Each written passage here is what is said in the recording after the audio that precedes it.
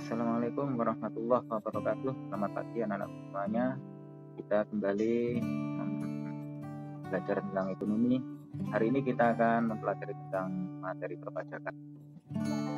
Oke, dari materi perpajakan ini, yang pertama yang harus kita bahas tentang pengertian pajak adalah iuran wajib yang harus dibayarkan oleh rakyat kepada negara tanpa mendapatkan balas jasa atau kontrak prestasi secara langsung dan digunakan untuk membiayai pengeluaran kolektif negara.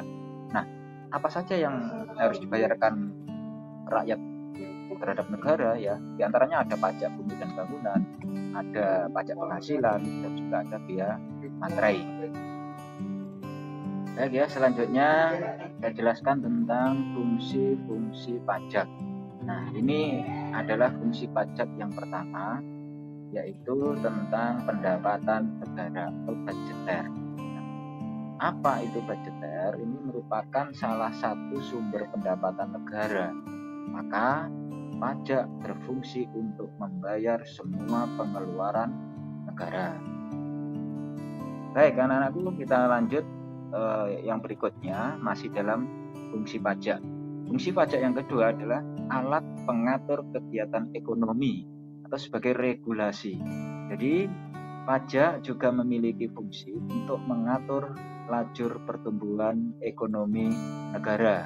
Dengan demikian, ya, pajak pemerintah atau ini secara tidak langsung akan membantu ekonomi negara dan juga termasuk masyarakatnya. Selanjutnya, fungsi pajak yang ketiga adalah sebagai alat pemerataan pendapatan ya, atau distribusi. Jadi pajak juga berfungsi sebagai pemerataan dari pendapatan masyarakat dengan tujuan untuk kebahagiaan dan kesejahteraan masyarakat.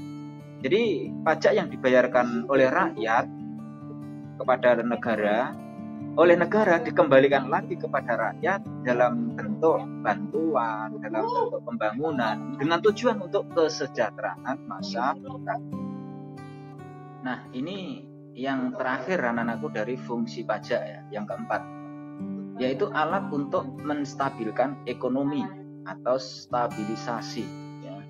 Dengan demikian ya, adanya pajak, pemerintah dapat menjalankan kebijakannya yang berhubungan dengan stabilitas perekonomian negara.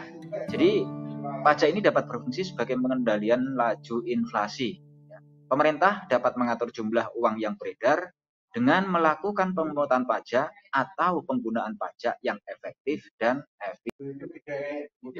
Demikian tadi anak-anakku materi kita pada pagi hari ini tentang perpajakan. Cukup sekian, bisa kita lanjut untuk pertemuan yang akan datang. Sekian, terima kasih. Assalamualaikum warahmatullahi wabarakatuh.